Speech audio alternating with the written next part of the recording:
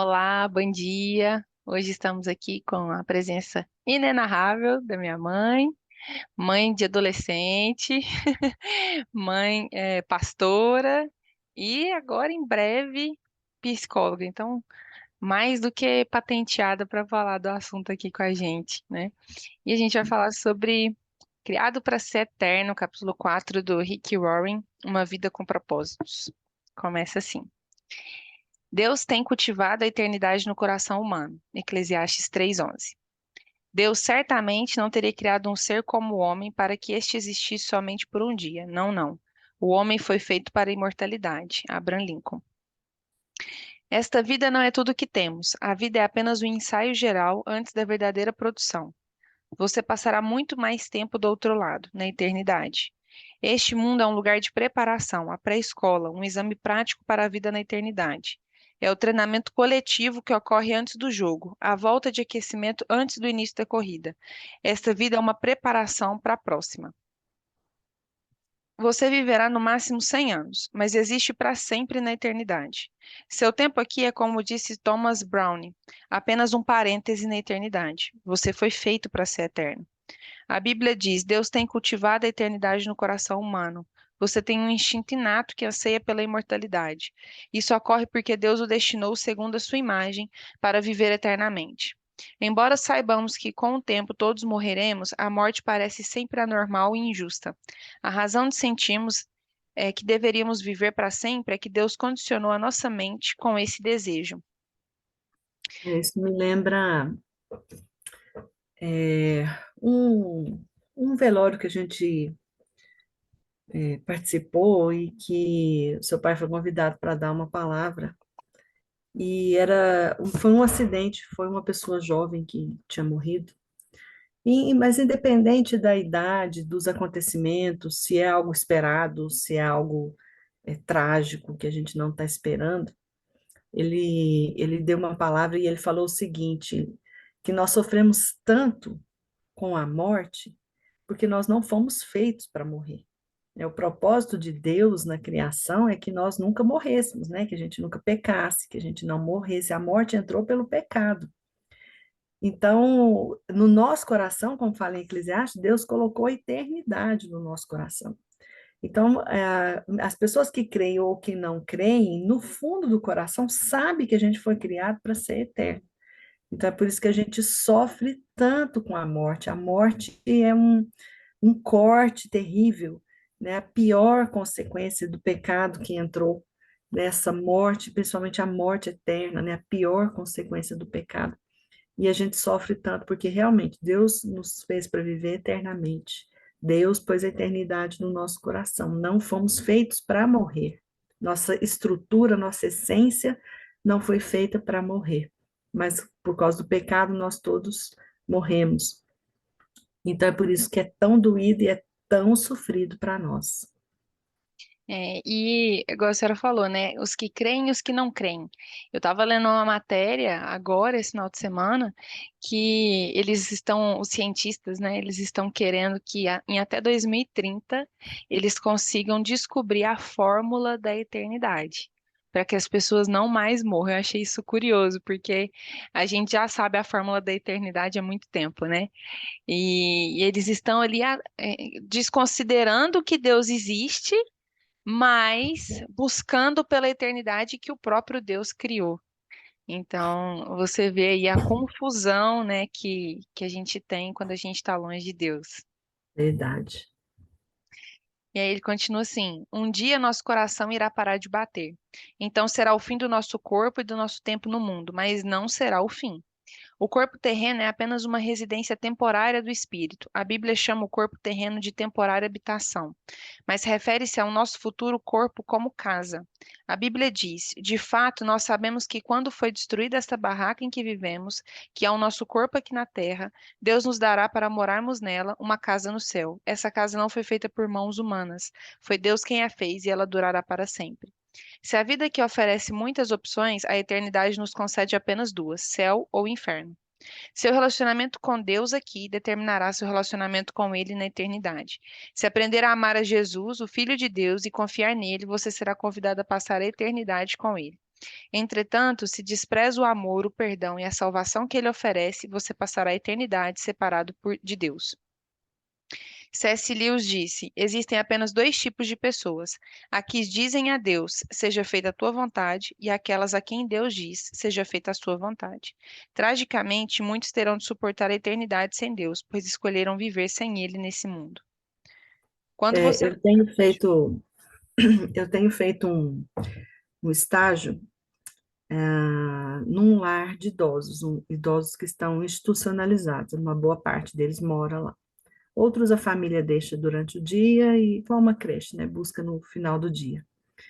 E uma coisa assim me choca de certa forma, e eu sempre me choco com isso, quando eu percebo que as pessoas, independente da sua fase de vida, mas especialmente na velhice, ainda não se deram conta de que precisam se acertar com Deus, né? Ou precisam priorizar a Deus.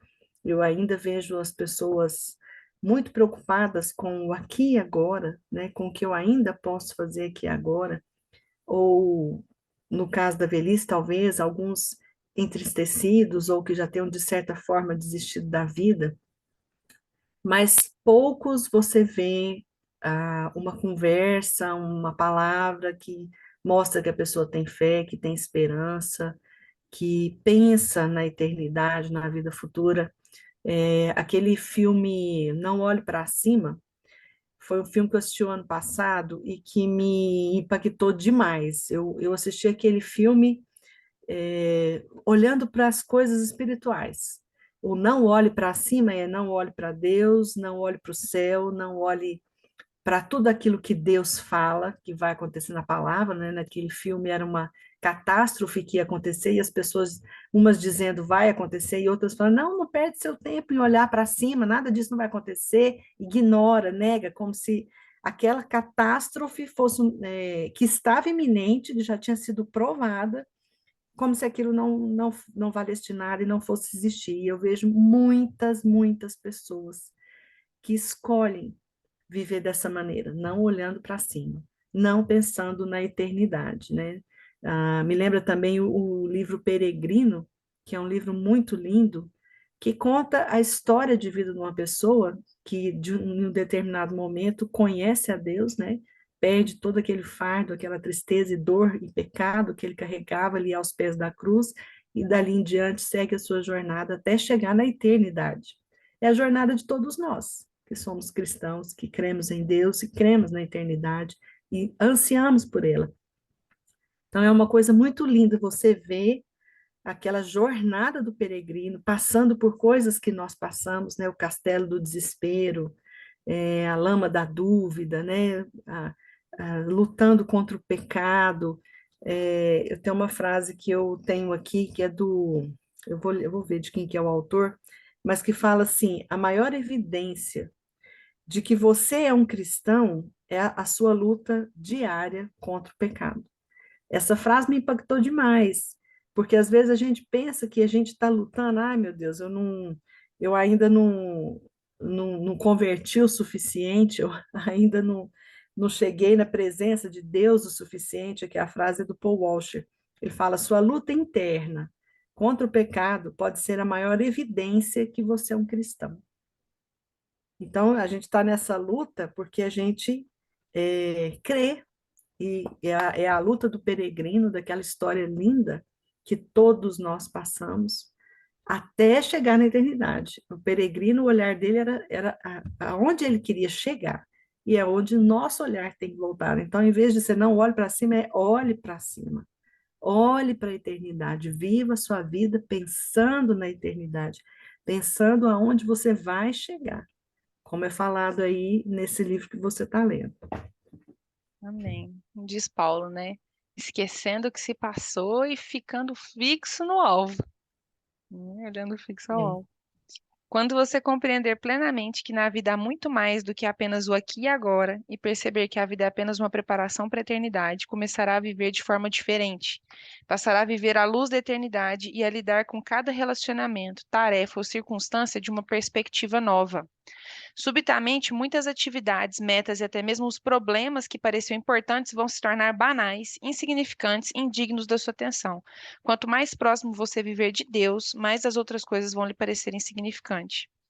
À luz da eternidade, os valores mudam. Você utiliza mais sabiamente o dinheiro e o tempo e passa a dar mais valor à sua personalidade, aos seus relacionamentos, em vez de valorizar fama, riqueza, realizações ou mesmo prazeres.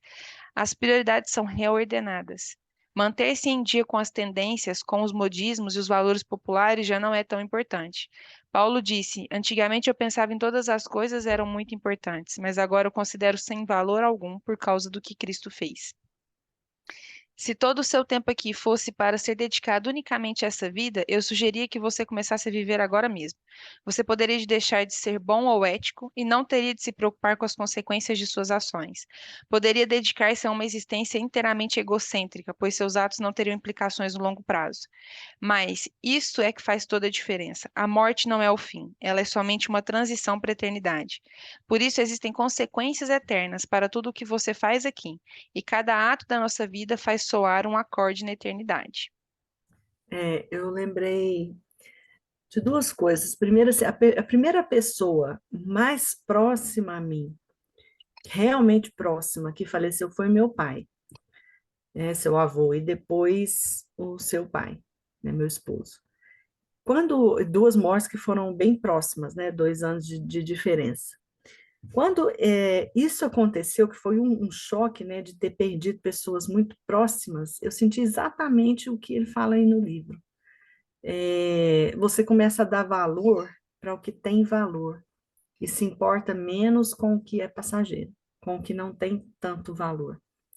Realmente a gente se confronta num momento desse, né, de perda muito grande, muito forte, você para e pensa, opa, por que me importar com coisas que são passageiras, especialmente preocupação excessiva com coisas materiais que não são importantes, porque o que é importante é a construção dos relacionamentos, são os relacionamentos, bons relacionamentos, é isso que importa, e especialmente o relacionamento com Deus. Mas a gente passa a enxergar a vida de uma forma diferente, passa realmente a não se importar tanto com coisas que são mais passageiras. E já a segunda parte, que ele comenta aí sobre as pessoas viverem de forma egoísta, Paulo fala isso, né? Se a nossa vida for só para essa vida, para esse momento, nós somos os mais miseráveis dos homens, né? Porque a gente abre mão da nossa própria vida, a gente abre mão de tudo por amor a Cristo, por amor a Deus e buscando essa eternidade. Se ela não existisse, né, como Paulo falou, somos os mais miseráveis. Não, então vamos viver, beber, comer, como ele falou, gozar a vida, que é isso que então é que importa. Mas nós não sabemos nós sabemos que não é isso, né? Nós cremos, nós sabemos da eternidade, porque, como foi dito no começo, ela está plantada no nosso coração. As pessoas têm essa vivência hedonista, né? Só quer prazer, só se preocupa consigo mesmo e são infelizes. A gente vê isso, né? Que são infelizes. Tem uma área da psicologia, que é a logoterapia, que trata justamente uma busca de sentido. Porque muitas pessoas chegam num ponto da sua vida em que a vida não tem mais um sentido, a vida não tem mais um propósito, que é o que esse livro tem falado desde o começo. E é terrível uma vida sem propósito, ela é angustiante, ela não tem Esperança. razão de existir, ela é horrível, né? Mas nós temos esse propósito que é maravilhoso. É fantástico, né? Você saber que você foi criado por um propósito por Deus e que você tem a eternidade diante de você, que não é só essa vida, que não é só aqui. Amém. Amém.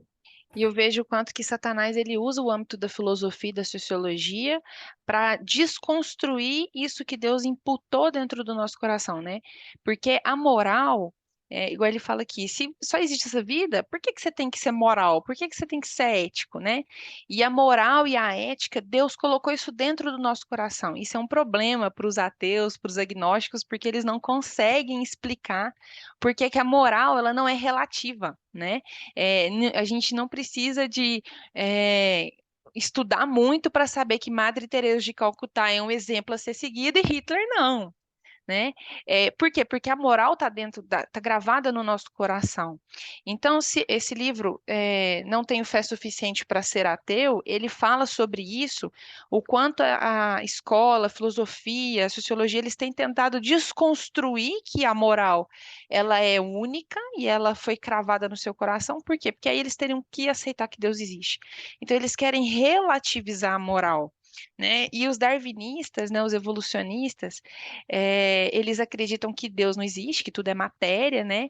E se tudo é matéria, não faz sentido a gente se preocupar com as nossas ações também, porque acabou esse produto químico aqui, ele acabou, morreu e pronto, não tem nada depois. A morte por si só, ela é o fim de todas as coisas. E aí eles trabalham também essa questão da relativização da matéria. Eu achei interessante que o próprio Hitler se baseou no evolucionismo para justificar o Holocausto. Então, Uhum. no Kampf, que Hitler escreveu, ele diz assim: se a natureza não deseja que os indivíduos mais fracos se casem com os mais fortes, ele deseja muito menos que a raça superior se mescle com uma inferior, porque nesses casos, todos os seus esforços para estabelecer um estágio de existência evolucionária superior, realizados durante centenas de milhares de anos, poderia ter se mostrado totalmente inúteis. Mas tal preservação anda ao lado da inexorável lei de que é o mais forte e o melhor que deve triunfar e que eles têm o direito de perdurar. Quem deseja viver precisa lutar. Aquele que não deseja lutar nesse mundo, onde a luta permanente é a lei da vida, não tem direito de existir. Então, o Hitler se baseia em Darwin para justificar o Holocausto. E a gente pega as escolas ensinando que Darwin é uma referência e ele consegue explicar a criação de todas as coisas sem se basear em Deus. Então, vem começando essa manipulação na cabeça do jovem, né, contra a palavra de Deus. E aí, outra coisa também que me chama atenção é a questão do viver agora. Então, assim, você tem que gastar mesmo, você tem que ostentar mesmo, você não precisa se preocupar com amanhã, você não precisa guardar dinheiro, porque tudo o que importa é o aqui e o agora.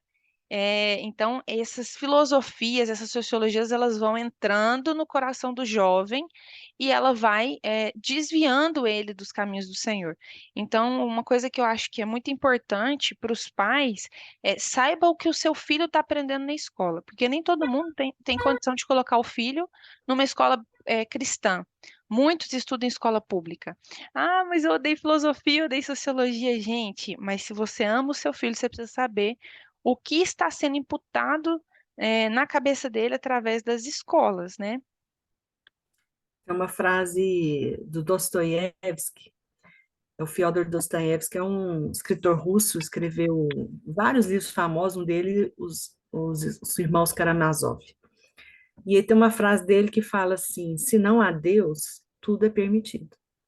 Exatamente, Exatamente. porque essa moral que está impressa no nosso coração, dos crentes ou não crentes, né, ateu ou crentes, do que é certo, do que é errado, isso está impresso no nosso coração, porque nós somos criados por Deus. Então, a moral de Deus, né, a lei moral dos 10 mandamentos está impressa no coração da gente. E quando ele coloca isso, se não há Deus, tudo é permitido, isso é verdade, porque quem que te impede de alguma coisa? Eu assisti um filme há muitos anos atrás, em que numa universidade os professores crentes, né, cristãos, estavam discutindo, tinha um que tinha levantado uma teoria de que era preciso ensinar a moral, ensinar a verdade, mas sem citar o nome de Deus. Então estava uma grande discussão entre eles, uns concordando, uns discordando, porque ele achava, essa pessoa que propôs isso, que mais pessoas seriam alcançadas quando se ensinasse o certo sem o viés da religião. E aí um desses professores cria uma máquina do tempo e manda ele para o futuro, esse que deu e fez essa proposta. E quando ele chega no futuro, que seria a nossa época atual, ele vê uma criança que passa correndo, derruba uma outra e rouba alguma coisa dessa outra criança. E ele pega esse menino e fala: Oh, por que você está fazendo isso? Você não sabe que isso é errado? E o menino vira para ele e fala assim: Quem falou? Ou seja, se você tira de que existe um Deus que te criou e que criou o que é certo e o que é errado, você exclui Deus, vai chegar num ponto em que quem falou? Tudo é permitido, eu faço o que eu quiser. Então, Uhum. quando ele vai no futuro e ele vê a consequência da ideia dele, e na verdade isso é o que É, aconteceu, né? assim. Deus foi sendo excluído de tudo, nós chegamos. Esse filme é bem antigo, mas nós vivemos exatamente isso. Né? Qual que é a consequência, né? Se não existe eternidade, se não existe Deus, e daí se eu estou fazendo certo e errado, né? Pois é. Exatamente isso. O aspecto mais prejudicial da vida contemporânea é o raciocínio no curto prazo. Para tirar o máximo da vida, você deve ter sempre em mente a visão da eternidade e no coração o valor que ela representa. Há muito mais na vida que o aqui e o agora. O que vemos hoje é apenas a ponta do iceberg. A eternidade é tudo que você não vê sobre a superfície. Como será a eternidade com Deus? Francamente, nosso cérebro não é capaz de compreender a maravilha e a grandiosidade de só um minutinho do céu. Tá acabando o tempo aqui, ó. Nós temos 10 minutos para gravar pelo Zoom, que senão ele vai cortar.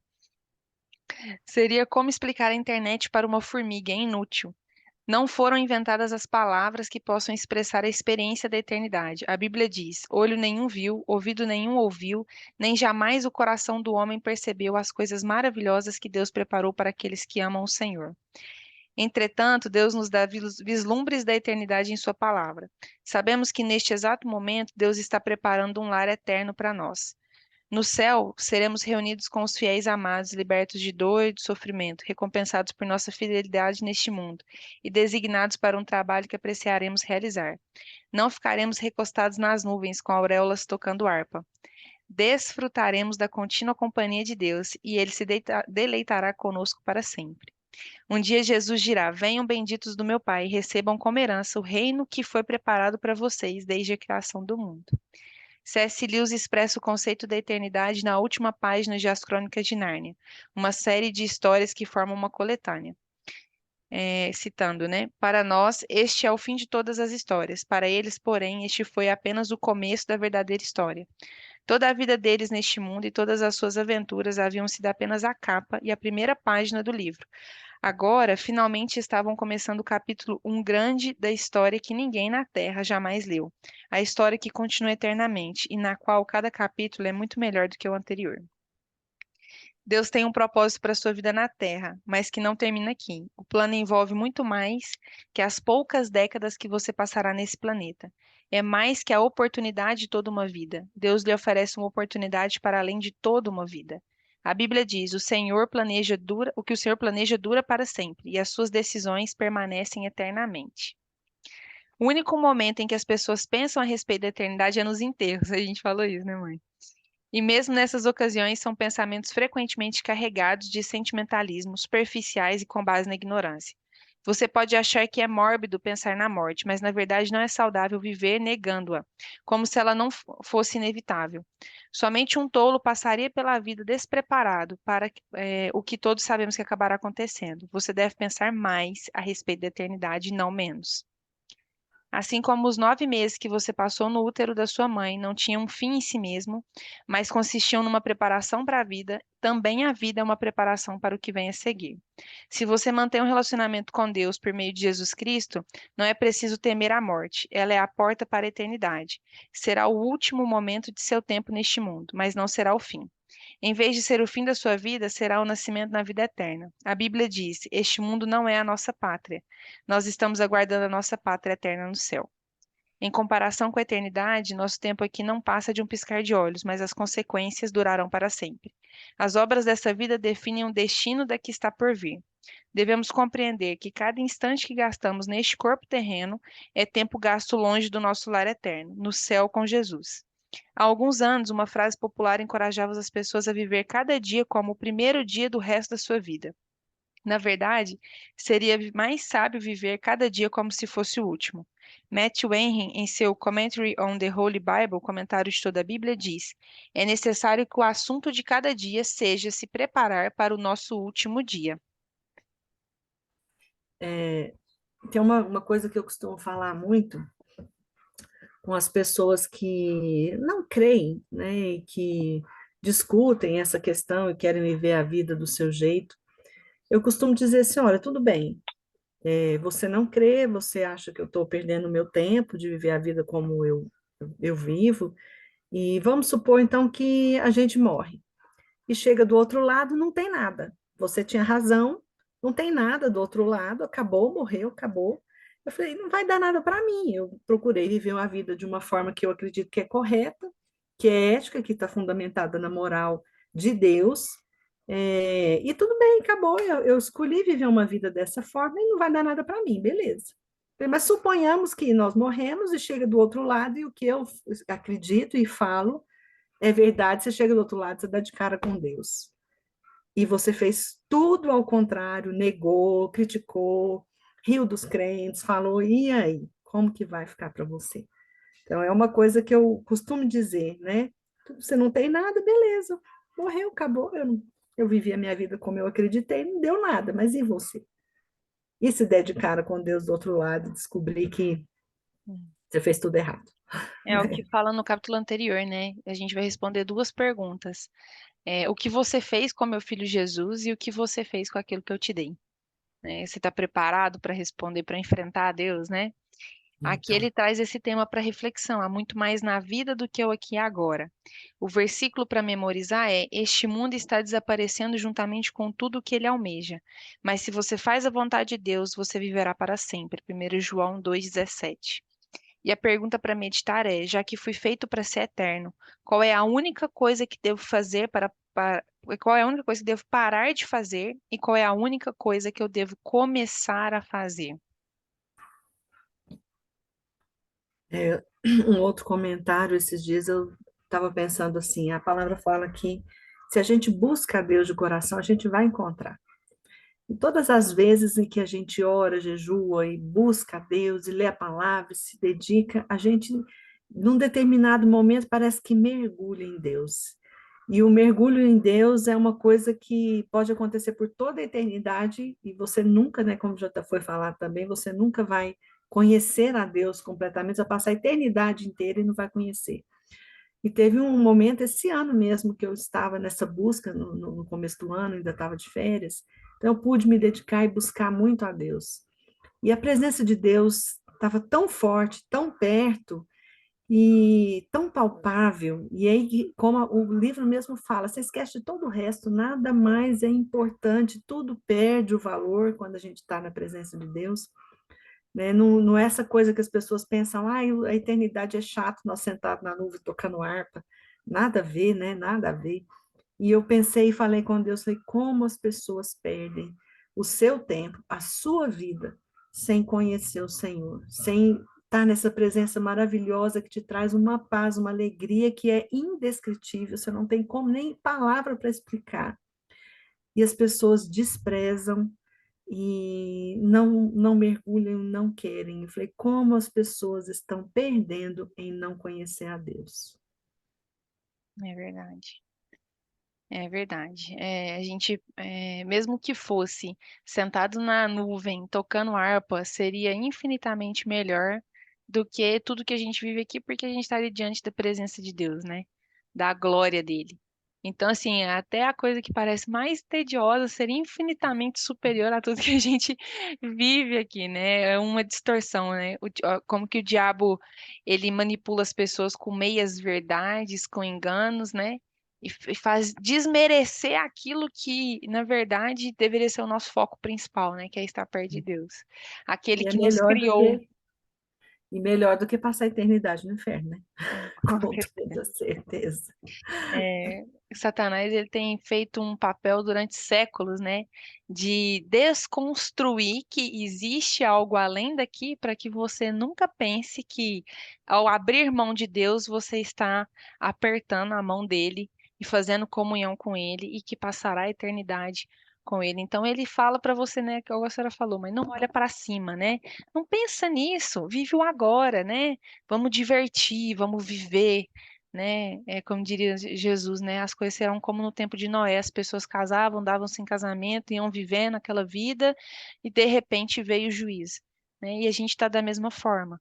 A gente, cada um tá vivendo a sua própria vida, correndo atrás dos seus próprios interesses, buscando fama, sucesso, enchendo, tentando preencher o vazio que cada um sente com coisas desse mundo, né? Mas, na verdade, tudo isso é passageiro e a gente tem que focar no eterno, né? Começar a pensar mais em Deus. Nosso tempo aqui está acabando e a gente volta para um próximo vídeo. Obrigada, mãe, pela ajuda. Beijo, filho.